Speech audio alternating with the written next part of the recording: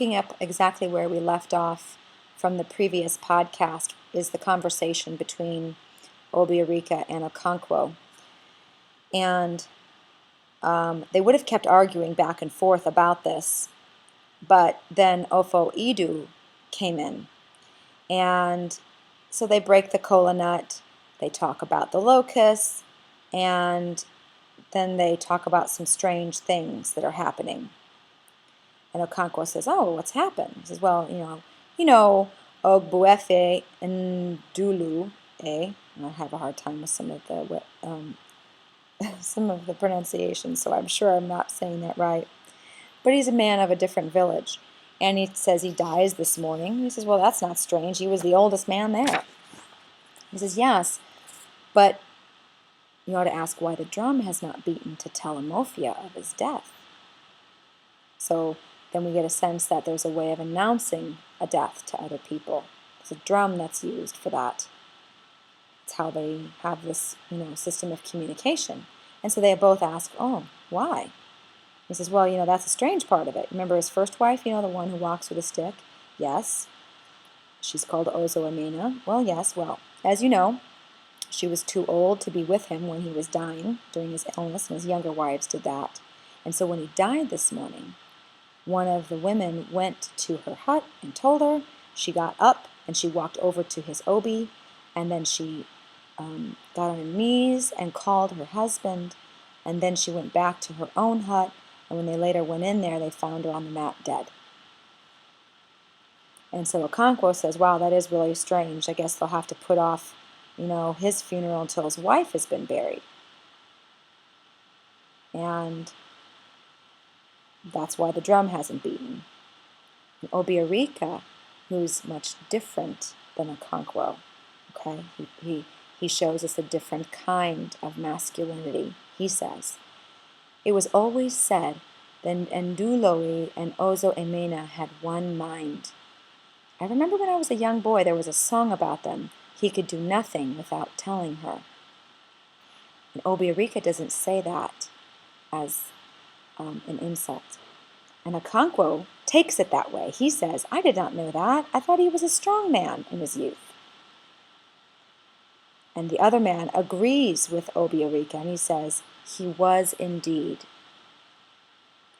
Okonkwo shakes his head as if these people are, out of their minds.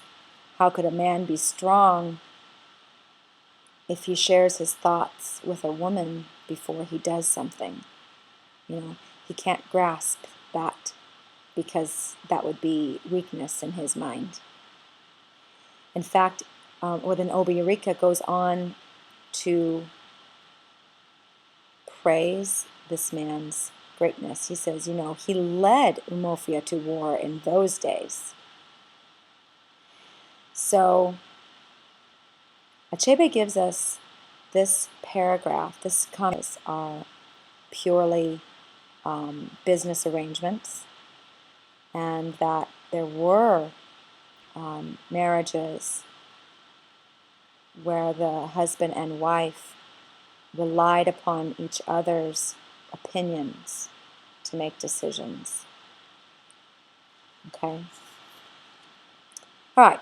Okonkwo is now getting over this despair. He's beginning to feel like himself again, still wishing that there was some work to do, but feeling like in the absence of that, in the absence of work, talking was the next best thing.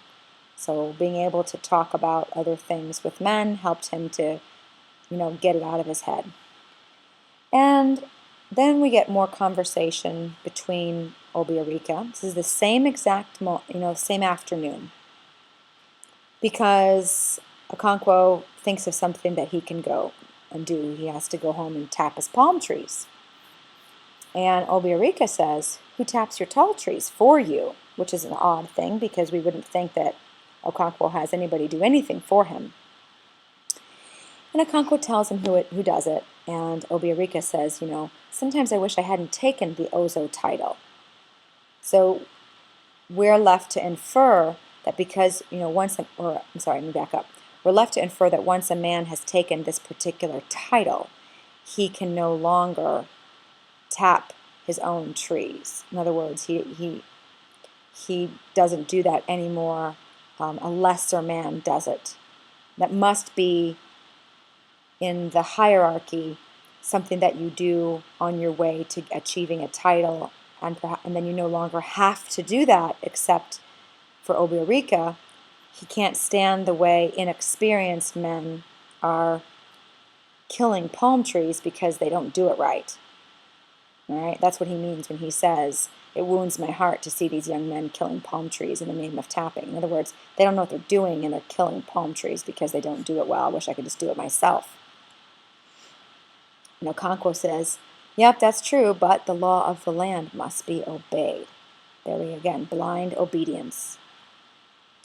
And Obierika questions it. I don't know how we got into that law. Because, in lots of other places, a man of title isn't forbidden to climb the tree. And he uses a proverb to prove it. He says, it's like the Demaragana, who would not lend his knife for cutting up dog meat because the dog was taboo to him, but he would use his teeth. So, I can't put my knife to that because that's, that would be wrong, but I could put my teeth to it. That it's absurd. The absurdity of it is what he's remarking on. But Okonkwo only sees that in terms of titles, which are indications of strength and masculinity, so he can't question that. So I think it's good that our clan, holds these titles high, in high esteem. And he says, in those clans, they don't even regard that title as one that's worthy of achieving. That shows us that Okonkwo is more concerned about rank than what it means to have that rank or the harm that it does to have that rank. And Obierika says, I was just speaking in jest. So again, we see that he won't go as far as he wishes he could go to truly denounce cultural practice. Okay? And then Okonkwo leaves. Now, when Okonkwo comes back to be a part of the settling of the bride price, we talked about that earlier. And that we talked about it earlier because Akwefe couldn't marry Okonkwo because he couldn't afford her bride price. It's the opposite of a dowry. A dowry, a girl's family would have to pay, put together a large sum of money or land or something that would be enticing for a man to marry her. In this culture, it's the opposite. It's the man who has to afford the bride price. And so Okonkwo has come to help be on Obierika's side while they settle the amount. And the rest of what we get is just the details of how they go about settling it, how a woman is adorned when she's going through this process,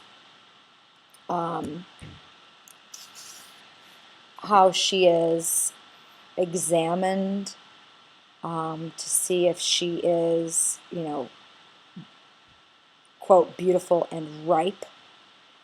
So it's very much something that we find offensive, that you look somebody up and down in this way to see if she's worthy. And I think we can understand that Ch8 regards that as being a flawed system, in the way that he says, as if to assure themselves that she was beautiful and ripe. Okay? On page 72, we see that they talk about a variety of different things. They're drinking the palm wine before they get down to business. It says on page 72, As the men drank, they talked about everything except the thing for which they had gathered. So it was custom for them to have conversation and not just get down to business. That would be considered tacky. Okay? They begin, to settle on an amount. And then they talk about other villages or clans where this custom has not been observed as carefully or thoughtfully as they do. In fact, they don't use sticks to represent the money. They just literally use money as if they're in a market negotiating the cost or the price of an animal. And the idea there is that in Amorphia, the way that they use sticks, how many sticks, this many sticks, and everybody knows that those sticks represent an amount, but they don't put the money right in front of them and, see the bags of money go back and forth until they can come up with something, because they feel like that would be, impersonal and would be degrading. I think it's funny that they don't mind the degradation of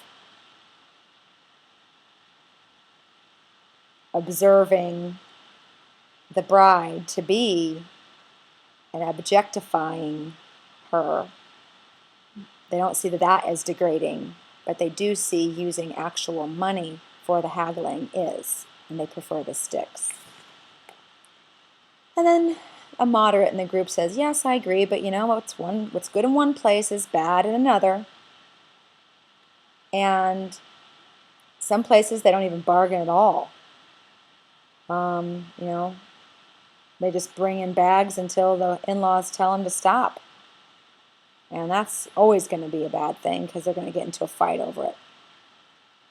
And Okonkwo says, yes, this is a big world. I've even heard that in some places a man's children belong to his wife and her family. And this guy says, you've got to be kidding me. And the next line is, I'm not even going to say it out loud because my children are too nearby. But he says, a really funny statement on page 74 about, you might as well say that the woman is the one who does the making of the babies, basically. And then Obierika says, it's like the story of the white men. And they say that they're as white as this piece of chalk. So now we understand that they've never even seen them. Because this man named Ch8 says, have you never seen them? And then Obierika says, have you? Well, one of them passes here frequently. His name is Amadi. But then they all laugh because Amadi is a leper. And the polite word for leprosy was the white skin. So he doesn't even understand what he means by saying that there are some who have white skin like a piece of chalk. He thinks they must be just talking about a leper. So we understand that there's some stories of white men, but they've never been seen yet. Okay? And that's the end of chapter 8, part 2.